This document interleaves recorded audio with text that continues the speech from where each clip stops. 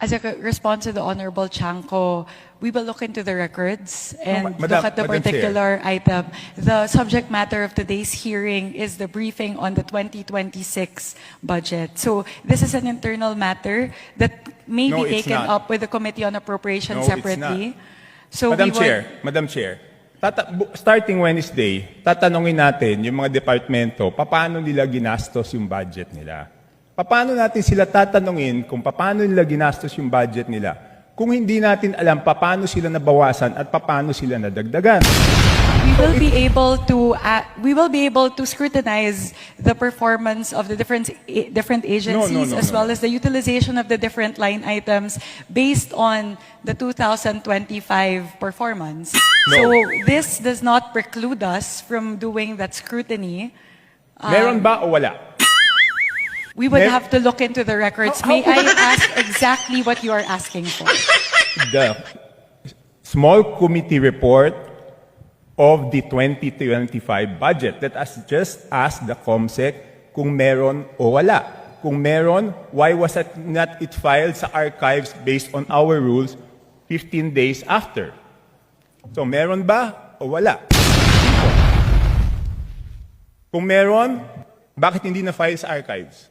Kung wala, I will let you proceed, Madam Chair. I will not hold this budget hostage. Gusto ko lang malaman, meron o wala? The HGAB itself, the output of the small committee is already embedded into the HGAB itself. So that's the report. That's the output of the small It's committee. not the report, Madam Chair. Based on our rules, each committee must come out with a report. No committee is exempted from coming out with a committee report. Please check Section 39 of Rule 9 of our rules.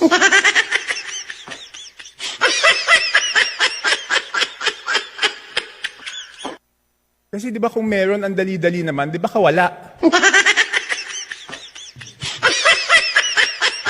So the small committee is subsumed within the Committee on Appropriations, and it is the Committee on Appropriations who's required to submit the committee report. In this case, the report and the output of the Committee on Appropriations is the HGAB. No, it's not. The HGAB is different from a committee report. Just like any other bill, the bill is different from the committee report. There must be a committee report included to the bill. It is not one and the same. At the point of, after the committee hearings are done, the Committee on Appropriations comes out with a committee report and then it moves to plenary, at which point we approve it and the small committee works. So